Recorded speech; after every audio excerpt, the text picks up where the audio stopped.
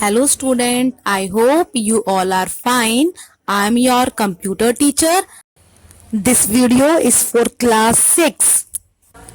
Students, in previous chapter we have discussed about computer language and programming techniques. Now we will learn about algorithm and flow charts. Students, as we all know, in our daily life, whenever we have to solve to any problem or do any work, we have to follow step-by-step procedure for get best result. Students, हमारे daily life में अगर हमें कोई भी problem solve करनी होती है या कोई वर्क करना होता है तो हम उसके लिए स्टेप बाय स्टेप प्रोसीजर को फॉलो करते हैं और स्टेप बाय स्टेप प्रोसीजर को फॉलो करके ही हमें बेस्ट रिजल्ट मिलता है. Student, let's take an example. Every morning your mother gives you a glass of fruit juice. Daily आपकी मदर मॉर्निंग में आपको एक जूस का ग्लास देती हैं. तो जूस को प्रिपेयर करने के लिए उन्हें स्टेप बाय स्टेप प्रोसेस करनी होती है. Like first get the oranges. सबसे पहले क्या करती है, वो ऑरेंजेस लेती हैं. Second, peel the oranges. उसके बाद वो जितने भी ऑरेंजेस हैं उनको छीलती हैं. Third, cut the oranges in a small pieces. जितने भी ऑरेंज हैं उनको वो छोटे छोटे पीसेस में कट करती हैं. Fourth, get the juicer ready. जो आपका जूसर है उसको वो तैयार करती है, रेडी करती है, मतलब स्विच ऑन करती है उसका.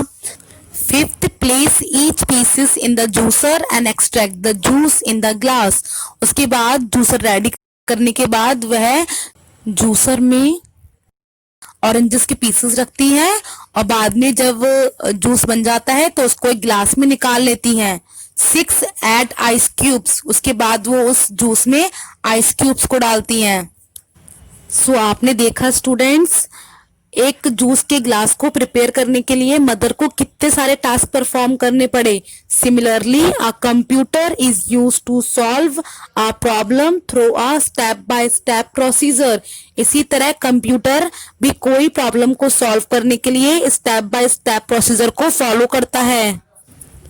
A computer solves the problem according to the instructions given to it. एक कंप्यूटर जो प्रॉब्लम सॉल्व करता है वो हमारे दिए हुए इंस्ट्रक्शंस के अकॉर्डिंग करता है. A set of instructions in a computer language is called a program. Computer language में इन्हीं सेट्स ऑफ इंस्ट्रक्शंस को प्रोग्राम कहा जाता है. There are many programming languages like Logo and QBasic that are used to make programs. हमारे पास बहुत सारी programming languages हैं जैसे लोगो, बेसिक, जिसको हम प्रोग्राम लिखने के लिए यूज करते हैं. In a program we use an algorithm or step by step procedure to solve a specific problem. Program में हम कोई भी स्पेसिफिक प्रॉब्लम को सॉल्व करने के लिए एल्गोरिथम या फिर स्टेप बाय स्टेप प्रोसेस का यूज करते हैं. Let's learn about algorithm. An algorithm is a sequence of steps to solve a problem.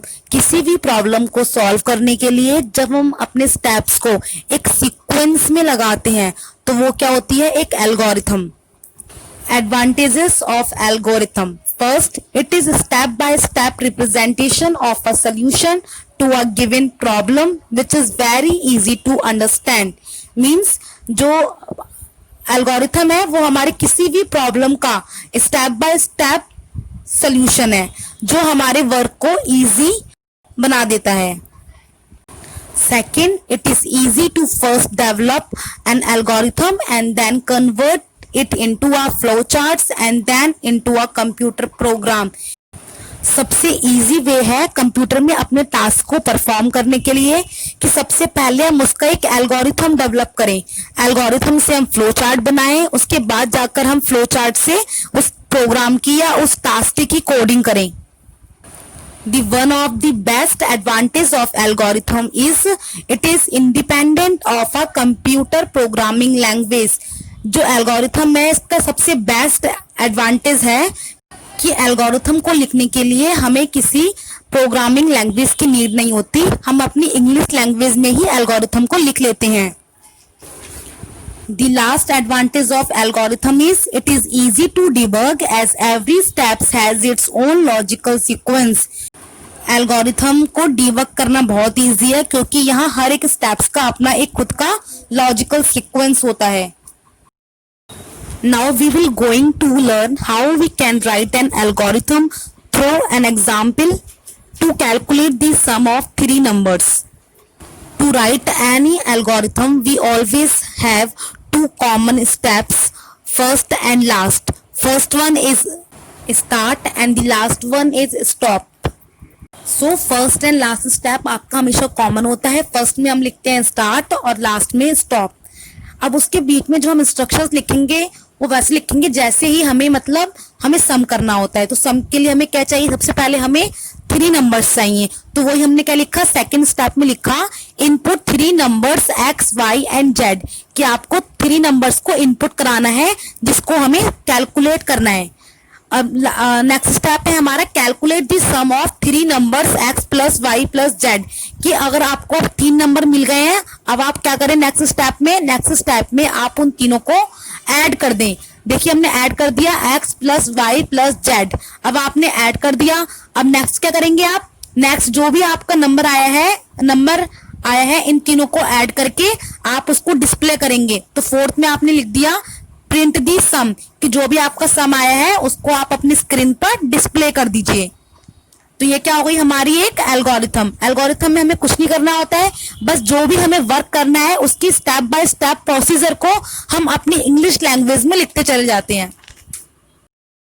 Our next topic is flowchart. A flowchart is a graphical representation of steps of an algorithm. Flowchart algorithm का एक graphical representation होता है। It is a set of different types of boxes and symbols that are connected with arrows, flow lines. जो flow charts होता है वह different types की box या सिंबल्स का एक सेट होता है जिसको हम एरो या फिर फ्लो लाइन से कनेक्ट करते हैं।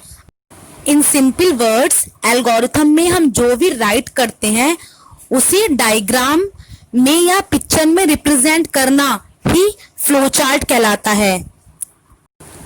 किसी भी प्रोग्राम की एल्गोरिथम लिखने के बाद ही हम उसका फ्लोचार्ट क्रिएट करते हैं और फ्लोचार्ट क्रिएट होने के बाद हम उस प्रोग्राम की कोडिंग लिखते हैं। फ्लोचार्ट से किसी भी प्रोग्राम की कोडिंग लिखना बहुत इजी हो जाता है। We use different types of boxes or diagrams in flowcharts like square, rectangle, a diamond, arrow, etc. Every box and symbols have a different meaning and use in flowchart. These are some symbols or boxes that we used in a flowchart. First, we see a shape of oval that we use for start and stop instructions. हमने आपको बताया था कि algorithm में first और last instructions होता है start और स्टॉप। तो स्टार्ट और स्टॉप इंस्ट्रक्शन को एक ग्राफिकल रिप्रेजेंटेशन देने के लिए हम ओवल शेप का यूज करते हैं। Second, we have a parallelogram. Parallelogram represents input और आउटपुट। आपने एल्गोरिथम में 3 इनपुट्स लिए थे x, y और z। तो उस स्टेप्स को हम ग्राफिकल रिप्रेजेंट करने के लिए हम पैरेललोग्राम का यूज करेंगे। इस पैरेललोग्राम के अंदर हम x, y, z अपने 3 इनपुट्स लेंगे। We will also use parallelogram for output. तो आपको एल्गोरिथम में ही जहां आपने अपने आउटपुट को प्रिंट कराया था तो वहां पे भी उस प्रिंट करवाने के लिए हम पैरेललोग्राम का ही यूज करेंगे। Third, we have a rectangle. A rectangle represent a process. Algorithm में हमारी प्रोसेस हमारे थर्ड स्टेप में हो रही थी जहां पे हम अपने calculate the sum of 3 numbers, जहां पे हम x, y और z को कैलकुलेट कर रहे थे, तो वो हमारा था प्रोसेस पार्ट। तो उसके लिए हम यूज करेंगे रेक्टेंगल का।